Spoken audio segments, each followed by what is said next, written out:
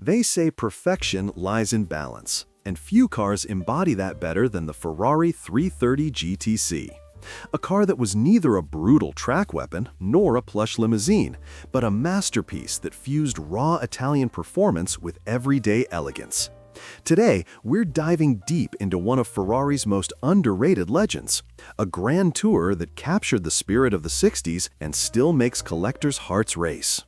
When Ferrari unveiled the 330 GTC at the 1966 Geneva Motor Show, it wasn't just showing another V12 coupe. It was unveiling a carefully calculated response to a unique gap in its lineup, and to a demanding group of clients who wanted more than just raw performance. By the mid-60s, Ferrari's catalog looked like this. You had the 330 GT 2+2, a big, comfortable four-seater grand tourer aimed at wealthy families and gentlemen who wanted space. On the other end, you had the 275 GTB, a short-wheelbase Berlinetta bred with racing DNA, sharp handling, and a ferocious personality. Both were exceptional machines, but they lived on opposite ends of the Ferrari spectrum. Here's the problem. Not every Ferrari client wanted four seats, and not every Ferrari client wanted a punishing, hardcore sports car. There was a growing group of buyers who remembered the 250 GT Lusso, a car Ferrari had discontinued, but which had earned legendary status as a blend of elegance and performance. These buyers wanted something refined enough for long journeys through Europe, yet still intoxicating behind the wheel. Ferrari needed a successor for the Lusso, and that's where the 330 GTC came in. The development strategy was brilliant in its efficiency. Ferrari didn't start from scratch. Instead, they borrowed the best elements from existing models. The chassis was derived from the 275 GTB, which meant short wheelbase agility and transaxle balance. The engine came from the 330 GT 2+2, the 4.0-liter Colombo V12, already a proven powerhouse. By marrying these components, Ferrari created a car that had the nimbleness of a Berlinetta with the usability of a Grand Tour. But mechanics were only half the story. Ferrari turned to Pininfarina to give the car its face, and what a face it was! The GTC's styling drew inspiration from Ferrari's Halo cars. The nose echoed the 500 Superfast, one of the most exclusive Ferraris ever made, while the rear borrowed gracefully from the 275 GTS, the elegant convertible. The result was a coupe with a clean, timeless silhouette, understated by Ferrari standards, but dripping with class. Make no mistake, this car wasn't aimed at the racetrack. It was aimed at a very specific clientele, wealthy enthusiasts who wanted a Ferrari that could handle both sides of their lifestyle. A car that could thunder down the autostrada at 150 miles an hour, but also roll up to the opera house with the quiet dignity of Italian luxury. The GTC was Ferrari saying, "We can give you performance without sacrificing civility." Of course, this was also a strategic move against rivals. In England, Aston Martin was making waves with the DB5 and DB6, James Bond's car, the epitome of a gentleman's GT. Maserati was carving its own niche with the 3500 GT and the Mexico. Even Jaguar's E-Type, while more affordable, tempted buyers with its seductive looks and grand touring capability. Ferrari wasn't going to sit by and let others define the Grand Tour. The 330 GTC was Maranello's answer, an Italian stallion that could go head-to-head with the best Europe had to offer, while carrying the prancing horse badge of exclusivity. But it wasn't all smooth sailing. The engineers faced the challenge of combining performance and comfort, two qualities that don't naturally coexist. The Colombo V12 was powerful, but it needed to be tamed for smooth, long-distance driving. Suspension geometry had to balance agility with refinement. Cabin noise, heat management, and ride quality, often overlooked in earlier Ferraris, suddenly became priorities. The goal was to create a car that you could drive across the continent without arriving exhausted. And here's where the genius lies. Ferrari succeeded. The 330 GTC became the bridge between the hardcore and the comfortable, between the Berlinetta and the limousine. It was proof that Ferrari understood its customers, and it laid the groundwork for future grand tours that would define the brand. So, the origins of the Ferrari 330 GTC weren't about building the fastest or the rarest car in the lineup. They were about building the most balanced Ferrari of its era, a car designed to satisfy the passionate driver and the sophisticated traveler at the same time. A car that proved that Ferrari could do more than win races. It could also win hearts on the open road. Let's open the hood, because this is where the Ferrari 330 GTC reveals its soul. At its heart sits the legendary Colombo V12 engine, a jewel of Italian engineering that powered Ferrari's Grand Tours and racing cars for decades. In the GTC, it came in its 4.0-liter form, 3,967 cubic centimeters of displacement, spread across 12 cylinders, each breathing through its own throat of a triple Weber carburetor setup. The numbers? 300 horsepower at around 7,000 RPM. For the mid-1960s, that was a serious figure. It meant this civilized Ferrari could surge past 150 miles per hour, or roughly 240 kilometers per hour on the autostrada. But what makes this engine legendary isn't just the horsepower, it's the way it delivers it. Smooth, linear, with a shriek at high revs that only a naturally aspirated Ferrari V12 can produce. Ask any enthusiast, and they'll tell you, the Colombo V12 isn't just an engine, it's an orchestra. The drivetrain layout was another stroke of brilliance. The 5-speed manual gearbox was mounted at the rear, integrated with the differential in a transaxle configuration. This gave the GTC superb weight distribution, close to 50-50 balance, something few cars of the era could claim. Combine that with independent suspension on all 4 wheels, and you had a Grand Tourer that didn't just go fast in a straight line, but carved through mountain roads with poise and confidence. Braking, too, was up to modern standards of the day.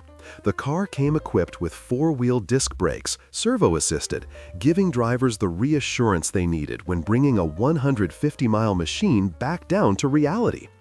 It was this balance of speed, agility, and control that set the GTC apart from so many contemporaries. And the acceleration? The 0 to 60 sprint came in just under 7 seconds. Now, that may not seem earth-shattering in 2025 when family SUVs can manage similar times. But in 1967, when most cars struggled to break 12 seconds, the GTC was nothing short of electrifying. It wasn't just about the stopwatch, though. It was about how it felt. The immediacy of the throttle response, the mechanical precision of the gearbox, the way the engine climbed through the revs, it made every drive an event. Step inside the 330 GTC and you're greeted with the craftsmanship that defines Ferrari Grand Tours. Hand-stitched leather seats, a dashboard packed with elegant Veglia Borletti instruments, and thin roof pillars that provided panoramic visibility. This wasn't a stripped-down racer. It was a place you could genuinely spend hours, crossing from Milan to Monaco, wrapped in Italian leather and the sound of 12 cylinders echoing off Alpine tunnels. Some cars even came with power windows and air conditioning, rare luxuries in the 60s, making the GTC not just fast, but surprisingly comfortable. So, how did the world react? At its debut in Geneva in 1966, the GTC was met with admiration. The press praised its blend of performance and usability, calling it one of the most complete Ferraris yet. Enthusiasts appreciated that it could rival the thrill of the 275 GTB while still offering the refinement of a true GT. Between 1966 and 1968, Ferrari built about 598 examples of the coupe, along with roughly 100 examples of the convertible 330 GTS. That production run made it rare, but not unattainable, striking a sweet spot for exclusivity. By 1968, Ferrari phased it out, replacing it with the updated 365 GTC, and shortly after, the iconic Daytona would take center stage as Ferrari's flagship. Were there criticisms? Of course. Like all Ferraris of the era, the 330 GTC demanded meticulous maintenance. Carburetors needed constant tuning, the V12 was expensive to service, and some owners found the suspensions a touch firm compared to luxury rivals like the Aston Martin DB6. But even these complaints carried an air of affection. Nobody bought a Ferrari expecting it to be cheap to run. The key takeaway is this. The Ferrari 330 GTC wasn't just about raw numbers. It was about harmony. The way the Colombo V12, the rear transaxle, the independent suspension, and the elegant bodywork all came together in one package. It was, and still is, a lesson in balance. In its day, the GTC was admired for exactly what Ferrari had set out to achieve: a car that could thrill on a twisty road, cruise effortlessly on a highway, and arrive in style at the grandest of occasions. And that balance is what has cemented its reputation as one of Ferrari's greatest grand tours. More than half a century has passed since the Ferrari 330 GTC rolled out of Maranello, yet its legacy has only grown stronger. While icons like the 275 GTB or the Daytona often steal the spotlight, among true Ferrari connoisseurs, the 330 GTC is seen as a hidden gem, a car that quietly embodies the perfect blend of elegance and performance. Today, collectors view the GTC as one of Ferrari's most balanced grand tours. It's the kind of car that bridges two worlds: the raw excitement of the 275 and the usability of the 365 that followed. Owners often describe it as the Ferrari you can actually drive. It's not just a garage queen. Many surviving examples still take part in long-distance rallies, concours tours, and vintage driving events across Europe and the United States. That usability factor is one of the reasons the GTC has earned such lasting respect. But make no mistake, exclusivity is part of its charm. With only 598 coupes and about 100 convertibles built, availability is limited. Many were cherished from new, but like all vintage Ferraris, the passage of time means condition varies wildly. Some have been meticulously restored. Others remain unrestored survivors with incredible patina. Either way, each car carries a slice of Ferrari history. On the market today, values reflect that desirability. A well-kept 330 GTC will command $500,000 or more, with concours quality examples climbing closer to $700,000. And then there are the unicorns, the Speciale one-offs by Pininfarina. These bespoke creations, built for high-profile clients like Maria Magdalena Dalisca, wife of Pietro Barilla, have sold at auction for several $1,000,000. For collectors, those cars represent the pinnacle of rarity and artistry. For anyone dreaming of ownership, there are important lessons. First and foremost, originality matters. Collectors place enormous value on matching numbers, when the chassis and the Colombo V12 engine are still paired as they left the factory. Cars with full documentation, service history, and period-correct details will always rise above the rest. On the flip side, buyers must be prepared for the realities of maintaining a classic Ferrari V12. Carburetor balancing, valve adjustments, electrical gremlins, these are part of the ownership experience. That's why experts often recommend finding a car that has already been sorted by specialists. What makes the GTC even more fascinating are the little curiosities. The name 330 wasn't random. It referred to the approximate cubic capacity of each cylinder, around 330 cubic centimeters. That tradition tied the car directly to Ferrari's engineering philosophy. The design language was also a curiosity. Though understated compared to some Ferraris, the thin pillars and airy greenhouse made it stand out in a world of chunky GTs. It was refined without being flashy. And then there's the sound. Anyone who has heard a 330 GTC knows it has one of the most intoxicating exhaust notes of the 60s. Smooth at idle, but rising into a metallic wail as the revs climb. A sound that's been described as halfway between a symphony and a chainsaw, in the very best way.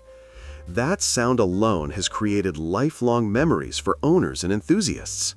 So, how do enthusiasts rank it today? For many, the Ferrari 330 GTC is the ultimate driver's Ferrari of its era.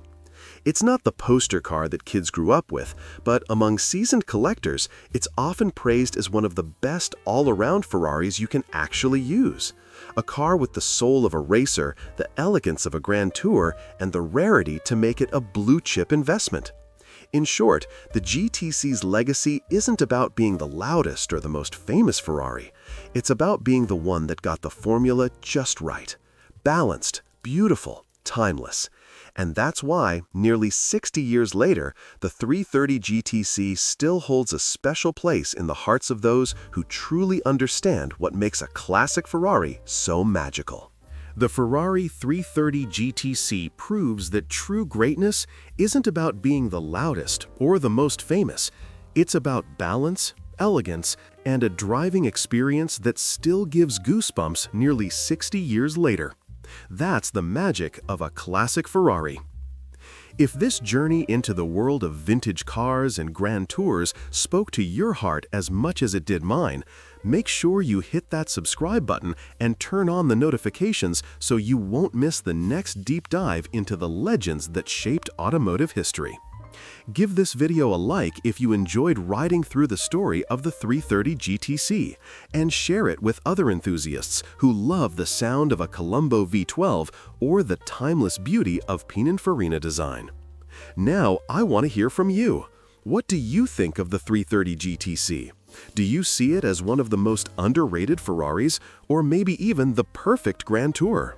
And tell me, which classic car should we explore next here on the channel?